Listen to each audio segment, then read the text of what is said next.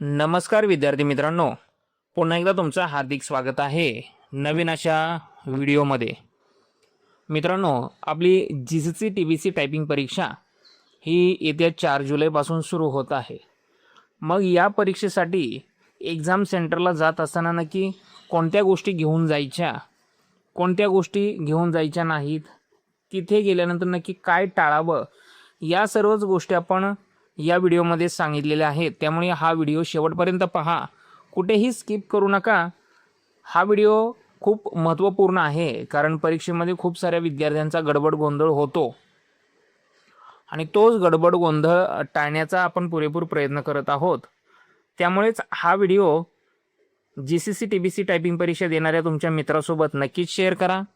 चॅनलवरती पहिल्यांदाच आला असाल तर चॅनलला नक्कीच सबस्क्राईब करा आणि तुमच्या काही प्रश्न असतील किंवा अडचणी असतील नक्कीच कमेंट बॉक्समध्ये सांगा। मित्रांनो, ज्यावेळेस आपण परीक्षा केंद्रावरती जाणार आहात, परीक्षा केंद्रावरती जाण्यापूर्वीच तुमच्याकडे हॉल तिकीट असणं खूप गरजेचं आहे।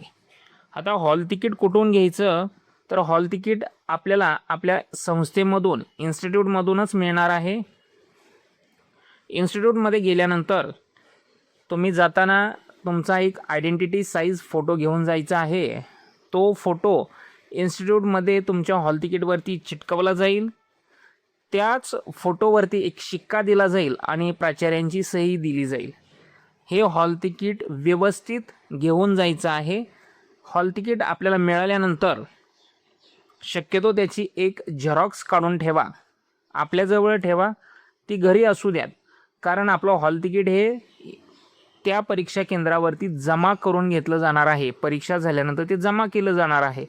त्यामुळे भविष्यात होणाऱ्या कोणत्याही गोंधळासाठी आपण तयार असावं, म्हणूनच त्या हॉल तिकीटची एक झेरॉक्स काढून ठेवा, मोबाईलमध्ये फोटो काढून ठेवा। परीक्षेला जात असतानाच तुमचं ओरिजिनल आधार कार्ड असेल किंवा इतर कोणतंही ओळखपत्र असेल ते सोबती असू द्या।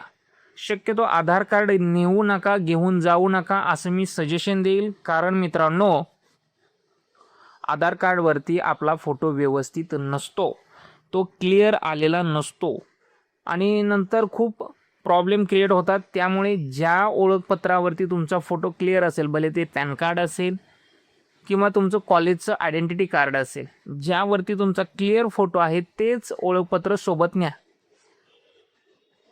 हॉल तिकीटवरती तुमची वेळ आणि परीक्षा केंद्र कोणतं आहे ते व्यवस्थित तपासा, नाहीतर परीक्षा केंद्र पुणेमध्ये खूप सारे आहेत। उदाहरणार्थ DY पाटील कॉलेजवरती तुमचं परीक्षा केंद्र आलेलं आहे, DY पाटील कॉलेजला। मग DY पाटील कॉलेज खूप सारे आहेत, काही आकुर्डीला आहेत, काही PCMCला आहेत। मग यावेळी तुमचा गडबड गोंधळ होऊ शकतो ना। मग अशा वेळी तुमचं परीक्षा केंद्र व्यवस्थित तपासा, त्याची वेळ तपासा आणि त्या वेळेच्या अगोदर जाण्याचा प्रयत्न करा। एक लक्षात ठेवा, हॉल तिकीट नसेल तर तुम्हाला परीक्षेमध्ये प्रवेश मिळणार नाही। त्याच्याबरोबर हॉल तिकीट स्वीकारत असतानाच तुम्ही एक गोष्ट क्लिअर करायची, त्या हॉल तिकीटची प्रिंट व्यवस्थित आहे का। ते हॉल तिकीट चुरगळलेलं असू नये, प्रॉपर प्रिंट असावी, पूर्णच त्याची प्रिंट काळी असावी असं काही नसू नये। त्या तुमच्या हॉल तिकीटवरती एक QR कोड आहे, तो QR कोड व्यवस्थित दिसला पाहिजे, कारण परीक्षेमध्ये तुम्ही ज्यावेळी जाणार आहात, हजेरी तुमची प्रेझेंटी त्याच्याच माध्यमातून होणार आहे। तुम्हाला जे काही क्लासमध्ये अटेंडन्ससाठी मोबाईल ॲप्लिकेशनमध्ये एक फोटो घेतलेला आहे बघा, तर तो फोटो आणि तुमच्या हॉल तिकीटवरचा फोटो, तुमच्या आयडेंटिटी साईज जो काही फोटो आहे तो, तुमच्या ओळखपत्राचा फोटो आणि तो QR कोड स्कॅन केल्यानंतर ह्या सर्व गोष्टी पडताळून पाहिल्यानंतरच तुम्हाला परीक्षेला एंट्री मिळणार आहे। त्यामुळे तो QR कोड व्यवस्थित असेल, हॉल तिकीट व्यवस्थित असेल, याच सर्व गोष्टी पाळा।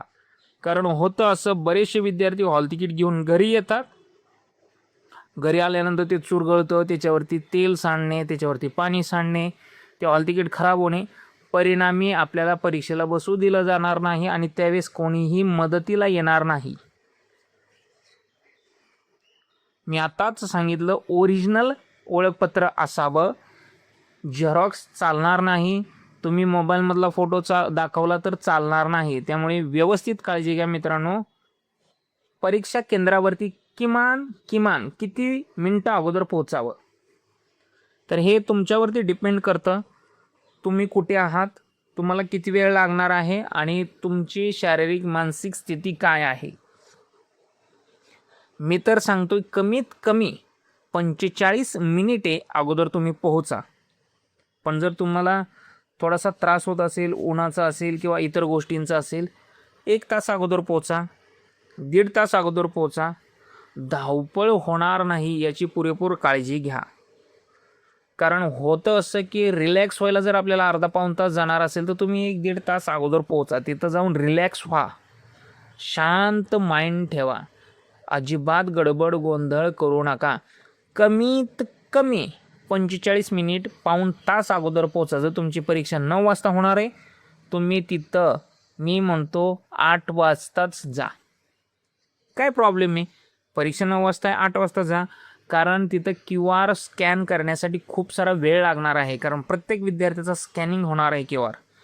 घाई टाळता येईल. अचानक गेला तुमचाही गडबड गोंधळ, तिथल्याही लोकांचा गडबड गोंधळ. परीक्षेमध्ये खूप सारा गडबड गोंधळ असतो. कारण प्रत्येकाची वेळ महत्त्वाची आहे. शक्यतो लवकर निघा, लवकर पोहोचा, वेळेत पोहोचा. ट्रॅव्हलिंग कशाने करणार आहे तेही सुद्धा महत्त्वाचं आहे.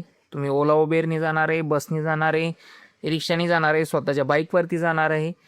माझं वैयक्तिक मत आहे कमीत कमी 45 मिनटं अगोदर पोहोचा. बाकी तुमच्या वेळेनुसार तुम्ही ॲडजस्ट करू शकता. परीक्षा केंद्रावरती जात असताना मोबाईल घेऊनच जाऊ नका, कारण मोबाईलला एंट्री नाही. मोबाईल तुम्हाला परीक्षा केंद्राच्या बाहेर ठेवावा लागेल. बरं, तिथं कोणतीही सेवा सुविधा नसणार आहे, लॉकर वगैरे नसणार आहे. तुम्ही मोबाईल कुठेही ठेवा, मोबाईल जर गेला तर जबाबदार तुम्ही असाल. बॅग, कॅल्क्युलेटर किंवा कोणतीही गोष्ट अलाउड नाही, फक्त पेन अलाउड असेल. मग मित्रांनो, तुमच्यासोबत एखादा मित्र घेऊन जावा, त्याच्याकडे मोबाईल द्या, त्याच्याजवळ सगळं साहित्य द्या. तिथे कोणालाही बाहेर बसवू शकता. कुठे, परीक्षा केंद्राच्या बाहेर एखाद्या हॉटेल असेल, टपरी असेल, झाड असेल, जिथे बसण्याची सोयी सुविधा असेल तिथे बसवू शकता.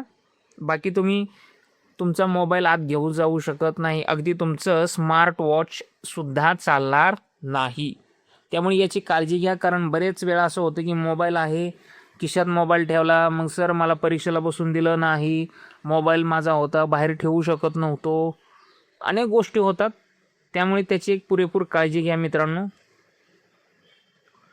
आता प्रश्न असा होतो की बरेचसे विद्यार्थी कम्प्युटरमध्ये टायपिंग करत असताना गडबड करतात, गोंधळ करतात, वायबल होतात आणि अचानक आपण कीबोर्डवरती काय दाबतो हे लक्षात येत नाही. अल्ट टॅब, विंडोजच्या कोणत्याही keys, control alt delete function keys कोणत्याही वापरू नका. होतं असं की तुमचं सॉफ्टवेअर डायरेक्ट बाहेर फेकून देईल तुम्हाला. अचानक सॉफ्टवेअर बंद होईल, परीक्षा डायरेक्ट क्लोज होईल. याच्यानंतर परीक्षा तुमची स्टार्ट होणार नाही. तुम्ही गैरप्रकार केला असं समजलं जाईल आणि तुम्हाला डायरेक्ट फेल रिझल्ट दिला जाईल. हे असं का बरं? कारण सर्वच्या सर्व गैरप्रकार रोखण्यासाठी या संपूर्ण कीजचा वापर थांबवण्यात आलेला आहे. आपलं काम आहे काय आहे, फक्त टायपिंग करणं. फक्त अल्फाबेट्स चालू असतील, नंबरिंग चालू असतील, बॅकस्पेस चालू असतील, याच्या पलीकडे काहीही चालू नसेल. त्यामुळे कोणत्याही कीज वापरू नका, कॉम्बिनेशन कीज वापरू नका. अचानक तुम्ही वापरून जाल आणि खूप सारा गडबड गोंधळ होईल, त्याला कोणीही सॉल्व करणार नाही. ड्रॅग ड्रॉप, रॅन्डम कुठेही क्लिक करणं, अनावश्यक विंडोज फाईल ओपन करणं, काही करू नका. आपल्याला गरजच नाही आहे त्या गोष्टीची, आणि ज्या गोष्टीची गरज नाही आहे त्या गोष्टी करू नका. मित्रांनो, तुम्हाला एक उदाहरण सांगतो. आमचा एक विद्यार्थी होता, त्याचं नाव मी सांगत नाही, मात्र त्या विद्यार्थ्याने इंग्लिश 50ची तो परीक्षा देत होता. त्याच्या पायामध्ये CPU होता. त्यांनी तो CPU खाली वाकून फक्त साईडला घेतला, त्याच्या पायाला लागत होता म्हणून. CCTV फुटेजमध्ये त्यांनी CPU हात लावलेला दिसला. त्याचा इंग्लिश 50चा रिझल्ट महाराष्ट्र राज्य परीक्षा परिषदेने राखून ठेवला. रिझल्टच आला नाही, डिक्लेअर झाला नाही. बऱ्याच वेळानंतर, बराच कालावधी गेल्यानंतर आम्ही कॉन्टॅक्ट केला, तर त्या विद्यार्थ्याला तिथं मेन ऑफिसला बोलवण्यात आलं. त्यानंतर त्यांनी CCTV दाखवले, गैरमार्ग केला, तर त्यांनी त्याचं क्लिअरिफिकेशन दिलं, लिहून घेतलं सर्व गोष्टी, आणि त्याच्यानंतर 3 ते 4 दिवसानंतर त्याचा रिझल्ट डिक्लेअर करण्यात आला.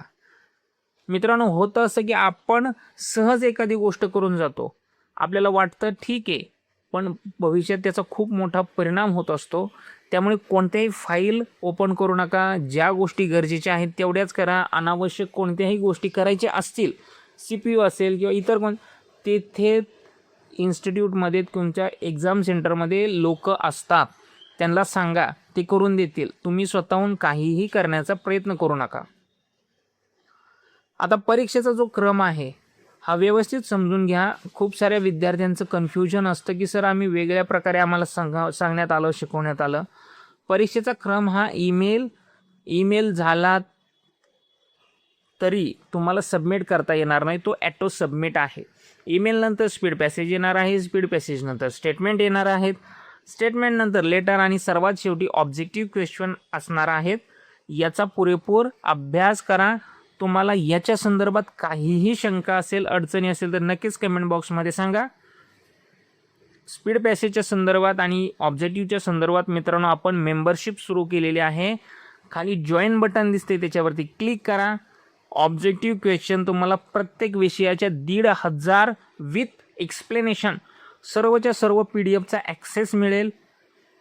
ऑब्जेक्टिव्हच्या संदर्भातच तुम्हाला संपूर्ण कम्प्युटर फंडामेंटलच्या व्हिडिओ अपलोड केलेल्या आहेत, इन डिटेल्स व्हिडिओ आहेत, सर्वच्या सर्व गोष्टी पाहायला मिळतील. जॉईन बटन क्लिक करा. फक्त आणि फक्त 179 रुपयांमध्ये संपूर्ण परीक्षेचा तुमचा अभ्यास करून घेतला जाईल. स्पीड पॅसेजच्या बाबतीत बोलला तर मित्रांनो जवळपास 300 स्पीड पॅसेज यामध्ये मागील परीक्षेचे स्पीड पॅसेज आहेत, काही तयार केलेले स्पीड पॅसेज आहेत. क्लिअर तुमच्या सर्व परीक्षेची तयारी या ठिकाणी होणार आहे. फक्त आणि फक्त 100 विद्यार्थ्यांकरिता ही स्पेशल बॅच आहे. एकदा का 100 विद्यार्थी पूर्ण झाले त्याच्यानंतर हीच बॅच 359 रुपयांकरिता असणार आहे. लगेच हे जॉईन करा मेंबरशिप. यानंतर मित्रांनो आपल्याला ऑब्जेक्टिव्ह क्वेश्चन जे आहेत हे मराठी आणि इंग्लिश दोन्ही भाषेमध्ये उपलब्ध असणार आहेत. खूप साऱ्या विद्यार्थ्यांचा प्रश्न होता की सर आम्हाला इंग्लिश जरी आम्ही परीक्षा देत असू तरी आम्हाला इंग्लिश एवढं येत नाही, आम्हाला तेच प्रश्न मराठीत हवे आहेत. तर मिळतील तुम्हाला इंग्लिशचे प्रश्न मराठीत सुद्धा उपलब्ध असणार आहेत. आता समजा सर आम्ही खूप प्रयत्न केला मात्र आम्हाला परीक्षेमध्ये पोहोचायला वेळ कमी झाला, उशीर झाला, 10 मिनिटांपर्यंत तुम्हाला प्रवेश मिळेल.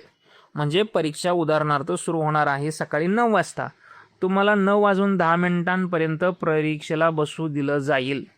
मात्र 9:11 गेला तर तुम्हाला परीक्षेला एंट्री मिळणार नाही. बरं 10 मिनिटं लेट गेलो, मग आता परिणाम तुमच्या ऑब्जेक्टिव्ह क्वेश्चनला जेवढा वेळ आहे ना 25 मिनिटं तेवढा मायनस केला जाईल. म्हणजे परीक्षेला ऑब्जेक्टिव्हमध्ये किती वेळ आहे 25 मिनिटांचा, तुम्ही किती मिनिटं लेट गेला 10 मिनिटं, म्हणजे तुम्हाला ऑब्जेक्टिव्हसाठी फक्त मिळणार 15 मिनिटे. याचाही पुरेपूर अभ्यास करा. मी मागाशीच बोललो मित्रांनो, परीक्षा संपल्यानंतर हॉल तिकीट जमा करून घेतलं जातं. त्यामुळे झेरॉक्स काढून ठेवा, मोबाईलमध्ये फोटो काढून ठेवा, कारण ज्यावेळेस रिझल्ट लागलेला असेल त्यावेळेस आपल्याकडे काहीच नसणार आहे.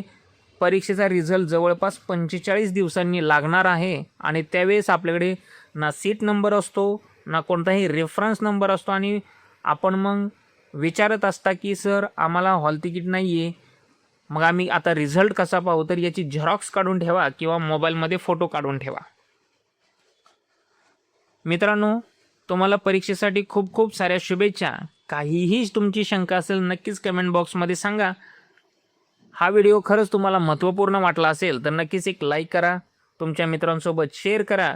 चॅनलवरती पहिल्यांदाच आला असाल तर नक्की चॅनलला सबस्क्राईब करा. सध्या तरी आपण इथेच थांबूयात. धन्यवाद.